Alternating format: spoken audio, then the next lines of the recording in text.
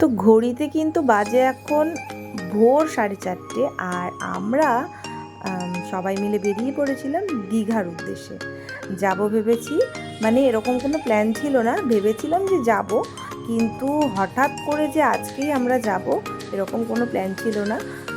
রাতের বেলা বর এসে বললো, তখন বাজে রাত 12টা, যে তুমি তাড়াতাড়ি করে প্যাকিং করে নাও, আমরা দীঘা যাচ্ছি। আমি বললাম দীঘায় হঠাৎ করে এত তাড়াতাড়ি, এরকম শর্ট নোটিসে? মানে আমাকে কোনো কিছু গোছানোরও তো টাইম দিতে হবে, তাই না? বাচ্চা কাচ্চা নিয়ে যাচ্ছি, তারপরে নিজেদেরও কিছু প্রিপারেশান থাকে।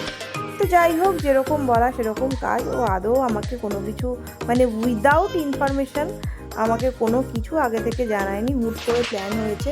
তো 3টে ফ্যামিলি মিলে আমরা ভোর 4:30-র সময় গাড়ি চলে এসেছিলো, তো আমরা ভোরবেলা রওনা হয়ে গেছিলাম। আর তারপরে মানে মানে মোস্ট অফ দ্য জিনিসই কেউ প্যাকিং করিনি। আমি তো অনেক কিছু জিনিসই নিতে ভুলে গেছিলাম, কারণ ওই রাতের বেলা জিনিসপত্র প্যাকিং করব নাকি কি করব, মানে সেটাই বুঝতে পারছিলাম না। তো ভাবলাম যে গাড়িতে ছিলাম, তো ভাবলাম যে একটু ভিডিও করে নিই, তো তোমাদেরকে একটু দেখাতেও পারবো। তো দেখো, এই রাস্তাটা দিয়ে যাচ্ছে, আমি জানি না এটা কোন রাস্তা, কিন্তু বেশ ভালো লাগছিল, অনেকটা চওড়া আর এত সুন্দর লাগছিল। ভোরবেলা তখন প্রায় 5টা 5:30 বাজে তখন এই সময়টা।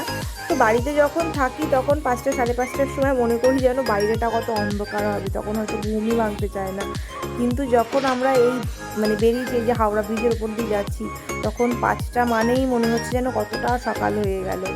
তো যাই হোক, তারপরে রাস্তায় কোলাঘাটে নেমেছিলাম একটু খেতে, তখন বাজে সকাল 6:30 কি 6:45 এরকম, না সরি 7টা বাজে তখন।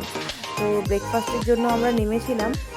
তো বাচ্চা কাচ্চা সবাই নিয়ে আমরা, আরও যে 2টো ফ্যামিলি ছিল আমাদের সাথে, তো তারাও বসেছিল।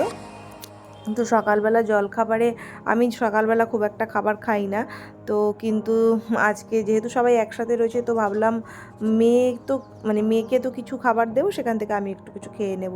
তো মেয়ের জন্য অর্ডার করেছিলাম ব্রেড টোস্ট করেছিলাম অর্ডার, আর মানে যে যারা যারা যেটা খাবে, আর বৌদিরা মানে আরও যে 2জন আর কি ফ্যামিলি মানে গেছিলো, তো তারা অর্ডার করেছিল কি ছিল এটা, যেন বলে ওটাকে, আমি দেখেছি, আমি ভুলে গেছি। হ্যাঁ, ওটা ছিল আলুর পরোটা আর ছিল চানা মশলা। তো ওই যে আরও 2জন বৌদি ছিল, তারা চানা মশলা দিয়ে আলুর পরোটা খাচ্ছিল, আর অনেকটা কোয়ান্টিটিতে এতটা দেয় আমরা কেউ বুঝতেও পারিনি। তো যাই হোক, আর আমি খেয়েছিলাম মেয়ের জন্য নিয়েছিলাম হচ্ছে গিয়ে ডিম টোস্ট। তো ওখান থেকে আমিও মানে খেয়ে নিই, কারণ অনেকটাই দিয়েছিল, অতটা আমি খেতে পারতো না। তো আমি একটুখানি দোকানে মানে রেস্টুরেন্টের সামনে একটু ভিডিও করছিলাম। তো যাই হোক, তারপরে খাওয়া দাওয়া শেষ করে, সকালে খাবার শেষ করে আবার শুরু করলাম আমাদের ডেস্টিনেশনের উদ্দেশ্যে, দীঘার উদ্দেশ্যে আবার যাত্রা শুরু করলাম। তো এখান থেকেও বেশ অনেকটাই সময়, আর মেয়ে তো একদম ধৈর্য হারিয়ে ফেলছিল, পাপা কখন যাব, কখন গিয়ে পৌঁছাবো। আর মানে কোনো জায়গায় যাওয়ার সময় কতটা এক্সাইটমেন্ট থাকে, তাই না, আমাদের মধ্যে, যে কখন যাব সেখানে। তো বেশ অনেক দিন ধরেই যাওয়ার একটা প্ল্যান চলছিল, যে দীঘায় যাব, কিন্তু এটা এরকম সাডেন হবে আমরা বুঝতে পারিনি। হঠাৎ করে ও এসে বলবে যে চলো আমরা দীঘায় যাব, কোনো রকম কোনো প্ল্যান পরিকল্পনা ছাড়াই। তো ভালোও লাগছিল, আর এক্সাইটমেন্টও হচ্ছিল একটু একটু। তো এই যে অনেকটা পথই আমরা চলে এসেছি, প্রায় দীঘার কাছাকাছি চলে এসেছিলাম আমরা। তো বাচ্চা কাচ্চা সবাই মিলে বেশ আনন্দে, আর আমরা আর যে 2টো ফ্যামিলি গেছিলো, তো এদের সাথে আমরা এই প্রথমেই যাই, মানে প্রথমবারই আমরা যাই।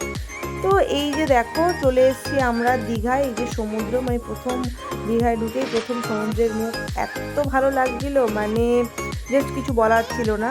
কিন্তু একটা মনের মধ্যে যেন কেমন খচখচ লেগেই থাকে, যখনই দীঘায় আমরা চলে আসলাম তখন দিয়েই যেন মনে হচ্ছিল এই তো, মানে এই আজকের দিনটা কালকের দিনটা হলেই তো ব্যাস শেষ, এইটুকুই তো।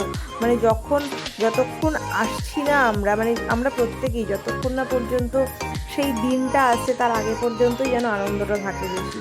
সেই দিনটা, যাবার দিনটা বা আনন্দ করার দিনটা চলে আসলে মনে হয় যেন এক্ষুনি সেই আনন্দের মুহূর্তগুলো কেটে যাবে, আবার এর জন্য অপেক্ষা করতে হবে। তো আমাদের না যেতে অনেকটাই টাইম লেগে গেছিলো, কারণ হচ্ছে গিয়ে আমাদের যেহেতু আগে বুকিং ছিল না হোটেলের, তো সেই জন্য হোটেলটা খুঁজে পেতে মানে হোটেল বুক করতে অনেকটা সময় লেগে গেছিলো। আর যেহেতু আমরা ফ্রাইডেতে বেরিয়েছিলাম, তো সেই জন্য ফ্রাইডে, স্যাটারডে, সানডে এগুলো তো মানে ছুটির দিন থাকে, তো প্রচুর বুকিং ছিল দীঘায়, মানে দীঘা পুরো প্যাকড আপ ছিল, এত লোক ছিল। তো এই যে এটাও কোন রোড, তো এই যে আমরা অলমোস্ট দীঘার সামনেই পৌঁছে গেছি। এই রোডটাও দারুণ। তো যাই হোক, আজকের ব্লগটা বড় করবো না, সেকেন্ড পার্টে আসছে আরও কিছু চমক।